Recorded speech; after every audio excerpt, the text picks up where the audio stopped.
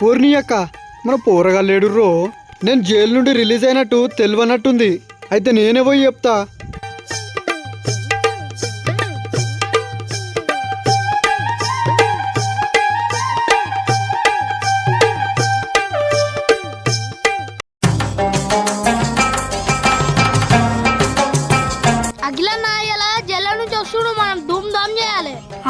చేస్తావు ఆయనేమో ఊకే జలపండి తిరుగుతాడు, మనమేమో ఆయన చుట్టూ తిరగాలి దండలు వేసుకుంటాం.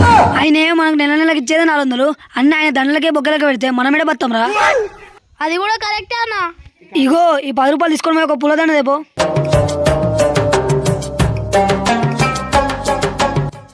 అవ అన్ని పనులు నాకే చెప్తారు, ఎటు ఉడక చిన్నవునా అని.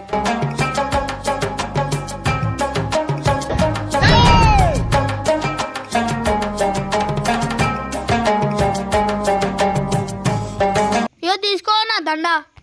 ఏ గాదండ వేసింద్రా, నువ్వు ఇచ్చిన పైసలకు గిదొచ్చుడే ఎక్కువ. అరే మా పోరగాళ్ళు గీనేవురు కదా, అయితే పోతున్నావు.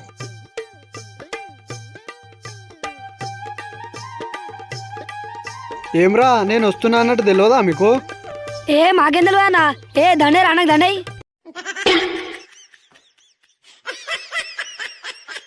అరే మీరు వేసిన దండా చిన్నదే, మీరు పెట్టిన దండము చిన్నదే.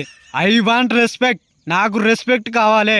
అన్నా మాతానైతే పైసలు లేవన్నా, నువ్వు ఇచ్చే 400 మొత్తం నీకే పెడితే మేమేం తినాలన్నా?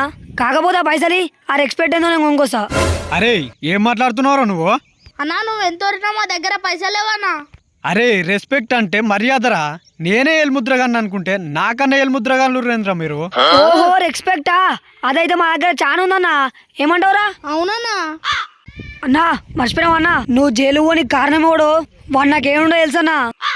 అరే మాటలలో వాడి అసలు వాన్నే మర్చిపోయినరా. నేను వచ్చిందే ఆడికి, వాడిని సంపనికే వచ్చిన. నడు పోదాం పా, నడు.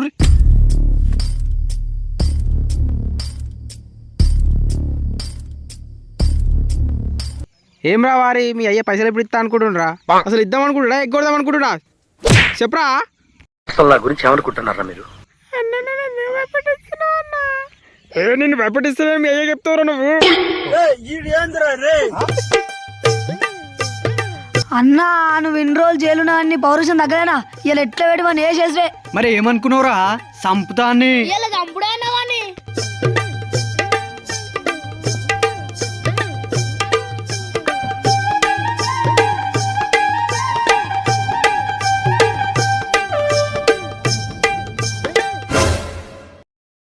అరే నువ్వు జైలు నుంచి ఎప్పుడు వచ్చినావురా? అరే నేను జైలు నుండి రిలీజ్ అయినట్టు ఎవ్వరికి తెలియదారా? అరే ఎవ్వరు చెప్పలేరా నువ్వు? మర్చిపోయానా? అరే ఏమని చూనవురా బాయ్ నువ్వు? అరే నేను జైలు నుండి రిలీజ్ అయిందే ఎందుకు అనుకున్నావురా? ఆ కాట్రాజు గారిని సంపనికి.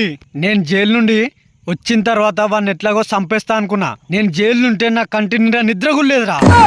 అరే వాడినే ఉన్నావు సంపానికి, నువ్వెందుకు నిద్రపోలేరా? పోయి ఇప్పుడు సపరేట్గా పోయి వండుకోపో. అరే నేను చెప్పింది నీకు కామెడీ లెక్క అనిపిస్తుందారా? అరే నేను తెలుసు కదా, కత్తి కత్తి ఇక్కడ. అరే కత్తా ఏదిరా కత్తి? కనబడతలే నీకు? అన్ననే కత్తి వేసేస్తాడు. వేసేస్తాడా? అరే ఎండలు బాగా కొడుతున్నారా, వేసుకురా మన వేసి. నారా మనం పోదాం, గిల్లతో మనకేం. మీ అయ్యే డబ్బులు అయితే ఇవ్వకపోవాలి, అప్పుడు చెప్తాను. అరే వాడేం మనిషిరా, ఏసి తీసుకురమ్మంటాడేంద్రా? పిచ్చోడు అయిందాడు.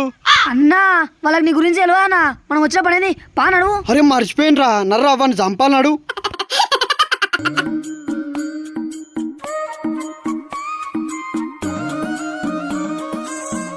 చినియావా ఎంతో మందితో గొడవ పెట్టుకున్నా, ఎంతో మందిని కలిపిన ఆఖరికి ఎడ్ల కాడికి వస్తా అనుకోలే.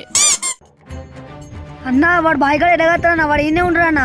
అరే వాడు ఎడ్లను గాయని బలరన్ గాయని వాని తల ముండం వేరు కావాలి. ఇలా ఎట్లయితే అట్లయితే నడురు. ఇలా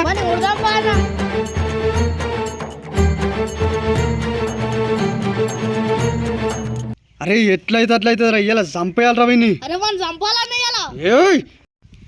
అరే కాట్రాజు ఏంట్రా ఇద్దరు దున్నపోతులను తీసుకొచ్చినావు? అరే కరెక్ట్ చెప్పరా, నేనేడా దున్నపోతున్నారా? అగో వాడు చూసావా, నాచి తగిన మొత్తం వాడేను కూడా దున్నపోతు దగ్గర పలిచిండు. ఇది న్యాయమారా? నువ్వు నన్ను అనడు. ఏంది నేను నీ జీతం తింటున్నాను నువ్వే నా జీతం తినుకుంటా బగ్గా బలుసుకుంటా రే ఏంద్రా నేను నీలకల దున్నపోతలు పలిచిన నన్ను చూడనా కరెంతీలో సన్న ఉన్నా వాడు దున్నపోతలుండు నేను తినకూడదన్నాడువా తిను నా లెక్క బలువు నేను గిట్లా బల్తామని మా చూసిన అన్న పైసలు నా పైసలు నువ్వే నాకు తేడా బల్తాం అన్న గట్లే ఉండే నేను గట్లే ఉండే రేయ్ ఆగురా, అసలు మీ ఇద్దరు కొట్టుకోనికి వచ్చిరా వాణి కొట్టడానికి వచ్చినప్పుడు మనము. ఏంద్రా నన్ను కొట్టనీకి అంత దమ్ముందారా మీకు? అరే ఇప్పటికే నీ మీద మర్డర్ ప్లాన్ 2 సార్లు ఫెయిల్ అయిపోయింది. ఈసారి నిన్ను తప్పకుండా చేసేస్తా. ఏంద్రా మీ నన్ను చంపేది? మంచి 10 రూపాయలతో సప్లై కోరి. అరే నాయన 10 రూపాయలు పోతాము. రేయ్ ఏంద్రా నువ్వు వాని దగ్గరికి వెళ్ళి 10 రూపాయలు తీసుకుంటా అంటావు?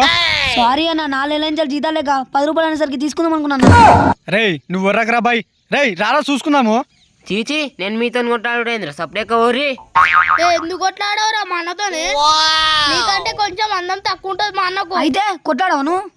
రే బాగా చెప్పినవరా. రేయ్ నీతోనేంద్రా మాటలు, రారా చూసుకుందాము. ఏంద్రా నువ్వు చెప్పేది ఆడు చెప్పేది సప్లై నడు రే. అన్నవాడు భయపడుతున్నానా అవురా కరెక్ట్ చెప్పినవరా, వాడు భయపడుతుండ్రా. రేయ్ నీకు రోషం ఉంటే మావంతుడు కొట్టారా అన్నా. సారీ అన్న టెన్షన్ రావచ్చింది.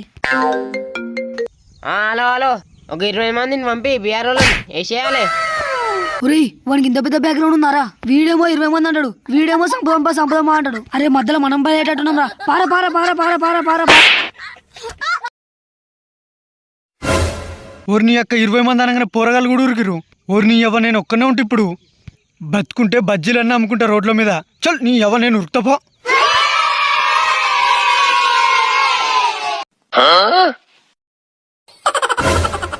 ఒరే కయ్యలేరు బీఆర్ నాటు వెళ్దాం అనుకుంటే వేయలేకపోయాడు వీరు. భయపడ్డాడు నా కొడుకులు. అట్లా ఉంటుంది మళ్ళీ మనతోనే. అడి మేఘ పండుకురేంది. మీకు కూడా బాగా కడుపు నిండినట్టుందిగా.